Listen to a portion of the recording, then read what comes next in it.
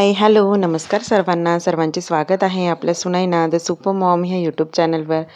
तर कसे आहात मंडळी? मजेत आहात ना? आणि आज सुट्टीचा दिवस, तर नाश्ता काय करायचा? तर किमयाने माझ्या सांगितलेलं आहे की आज इडली वगैरे तयार कर. तर आज इडलीचा पूर्ण मेनू करणार आहे. म्हणजे इडली करणार आहे, सांबार, त्याच्यानंतर चटणी, बटाट्याची चटणी, हिरवी चटणी करणार आहे, डोसा करणार आहे, मेदूवडा बनवणार आहे आणि एवढा सगळा स्वयंपाक बघा मी कशी 20 ते 25 मिनटामध्ये आटोपणार आहे.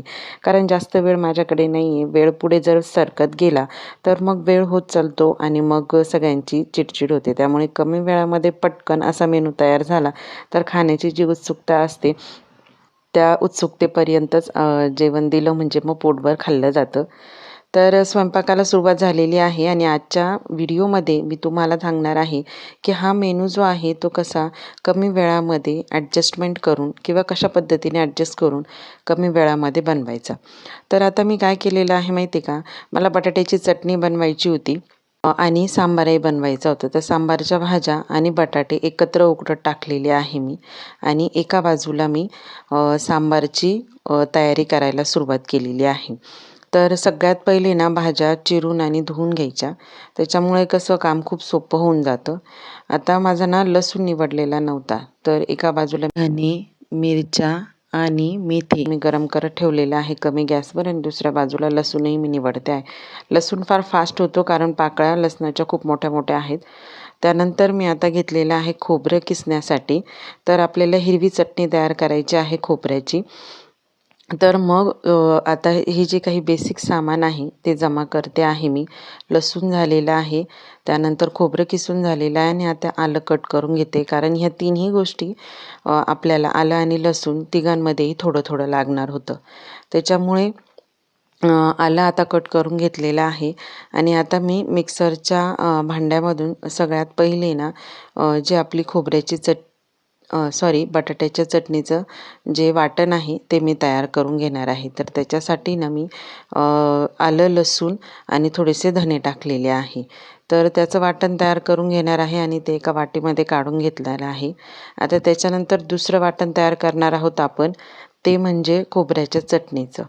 तर खोबऱ्याची हिरवी चटणी तयार करणार आहे त्याच्यासाठी खोबरं, आलं, लसूण, थोड्याशा डाळ्या घेते मी आणि धने घेते आणि थोडासा लिंबाचा रस 1-2 थेंब त्याच्यामध्ये टाकून आणि आपल्याला हवं त्या प्रमाणामध्ये त्याचं म्हणजे जे टेक्स्चर आहे ते ठेवायचं आणि मोहरीची आणि कढीपत्त्याची फोडणी देऊन घेतलेली आहे मी आणि ती फोडणी त्या जे मिश्रण त्या वाटण तयार केलेलं आहे त्याच्या वरतून टाकायचं.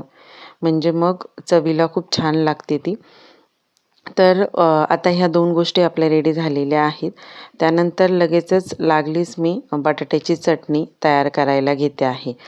तर बटाट्याची चटणी आणि सांबार ॲट अ टाईम 2 ठिकाणी तयार करणार असा मी विचार करत होते.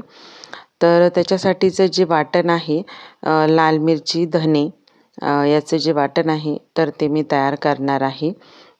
त्यामध्येच आलं, लसूण आणि थोडासा टोमॅटोही मिक्सरमधून घेणार आहे वाटून.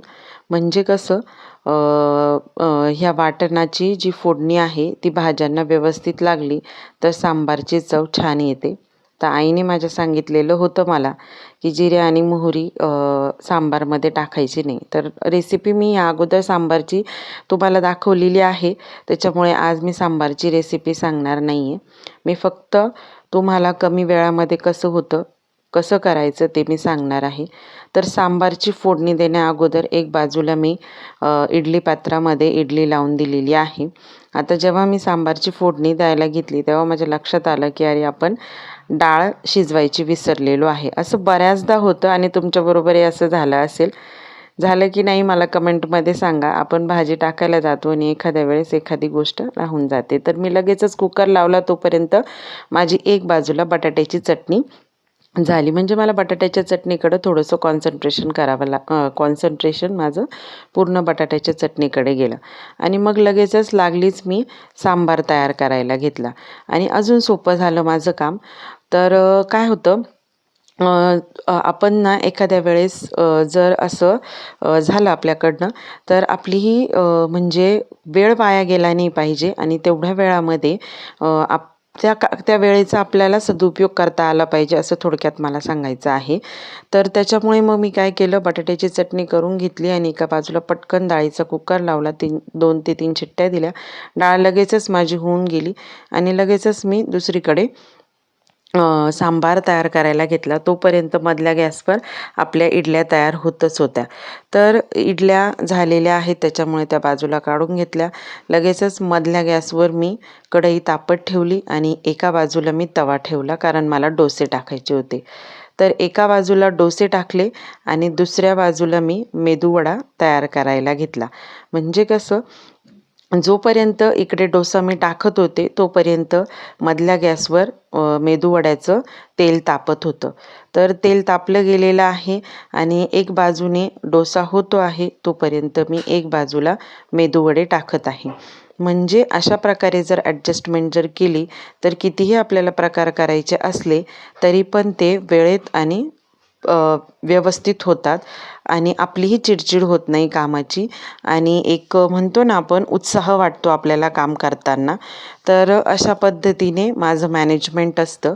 तर बघा, माझा संपूर्ण मेनू तयार झालेला आहे.